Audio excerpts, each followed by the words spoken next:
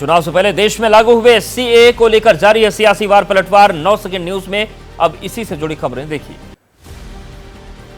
CAA पर America की टिप्पणी पर भारत का जवाब। विदेश मंत्रालय के प्रवक्ता रणधीर जायसवाल ने कहा, सीएए भारत का आंतरिक मामला, इस पर अमेरिका की टिप्पणी ठीक नहीं।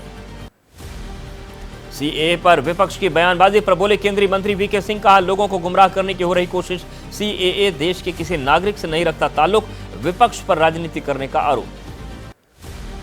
सीएए पर दिल्ली के सीएम अरविंद केजरीवाल के बयान पर बोले बीजेपी सांसद मनोज तिवारी, कहा केजरीवाल कर रहे झूठ फैलाने का काम देश की जनता नहीं करेगी, केजरीवाल को माफ।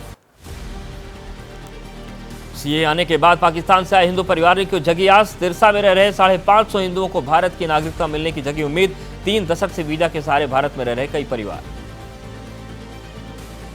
यूपी के पूर्व मंत्री अमरमणि त्रिपाठी की बड़ी मुश्किल। इलाहाबाद हाईकोर्ट ने यूपी सरकार से अमरमणि त्रिपाठी की क्रिमिनल हिस्ट्री पेश करने को कहा है। यूपी सरकार को 4 दिन में कोर्ट को जानकारी देनी होगी। इसी से जुड़ी खबरें 9 सेकंड न्यूज में देखते हैं। बात मुजफ्फरनगर करते हैं। मुजफ्फरनगर के रामपुर तिराहा गोलीकांड में पीएससी के 2 जवान दोषी करार। मुजफ्फरनगर की कोर्ट में दोनों जवानों को गैंगरेप, लूट और छेड़खानी का दोषी पाया गया।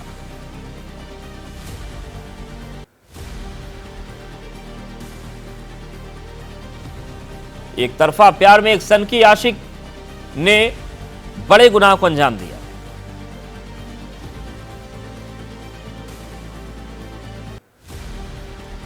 इंदौर की घटना को लेकर आरोपियों से पुलिस की पूछताछ। साउथ की एक फिल्म देखकर आरोपी लड़के के मन में आया था आइडिया। एक भिखारी के शरीर से लिया था संक्रमित ब्लड। इंजेक्शन को फॉरेंसिक जांच के लिए भेजा लैब।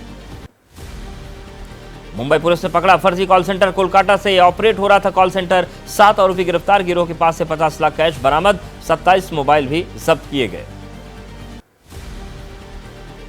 पश्चिम बंगाल के सिलीगुड़ी में बनाए साइबर ठगों ने ऑफिस खुद को बैंक का अधिकारी बताकर लोगों को झांसे में लेते थे ठग। दक्षिणी मुंबई के एक परिवार के खाते से 1 करोड़ 48 लाख रुपए की ठगी के मामले में गिरफ्तारी। मध्य प्रदेश में जबलपुर में डबल मर्डर से सनसनी। रेलवे क्वार्टर में रहने वाले हेड क्लर्क राजकुमार विश्वकर्मा और उनके 7 साल के बेटे की हत्या के बाद आरोपी ने घर के अंदर ही छिपा दी दोनों लाशें। जबलपुर की घटना को लेकर पुलिस का खुलासा। मुकुल नाम के शख्स पर हत्या का शक। मृतक की बेटी के साथ छेड़छाड़ मामले में जेल गया था मुकुल। फिलहाल घर से गायब है संदिग्ध आरोपी। और अब अलग अलग राज्यों से जुड़ी बड़ी खबरों को देख लेते हैं 9 सेकंड न्यूज में। गोरखपुर में शंटिंग के दौरान हुआ हादसा। यार्ड में डिरेल हुआ कोलकाता गोरखपुर मैलानी एक्सप्रेस का एसी कोच और जनरेटर यान। बीती रात करीब 10 बजे हुआ हादसा। मुंबई में फर्नीचर गोदाम में लगी भीषण आग। गोरेगांव स्थित गोदाम में हुआ हादसा। फायर ब्रिगेड की मदद से बुझ पाई आग। आग की वजह से गोदाम में रखा सामान खाक। यूपी के बहराइच में हादसा। सीता बनोबाग पर स्थित लेजर रिसोर्ट में निर्माण के दौरान गिरी छत। मलबे में दबकर एक मजदूर की मौत, 7 घायल। बहराइच में हादसे को लेकर पुलिस ने जानकारी दी। होटल के एक हिस्से में चल रहा था निर्माण का काम। बल्ली गिरने के बाद नीचे आ गिरी पूरी छत।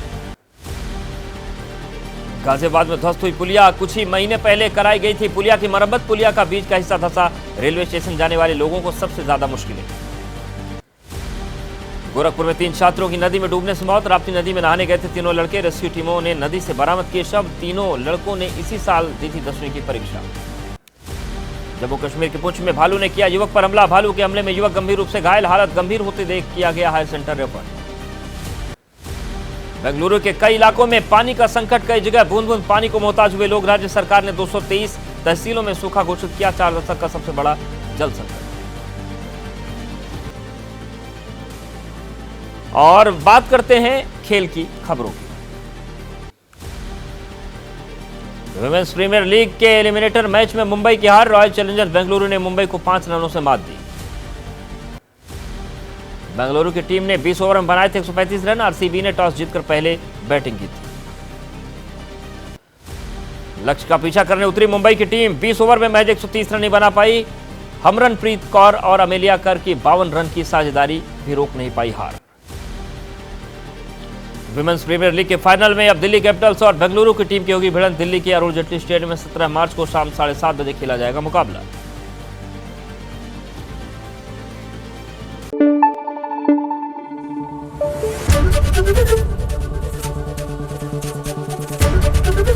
एबीपी न्यूज आपको रखे आगे।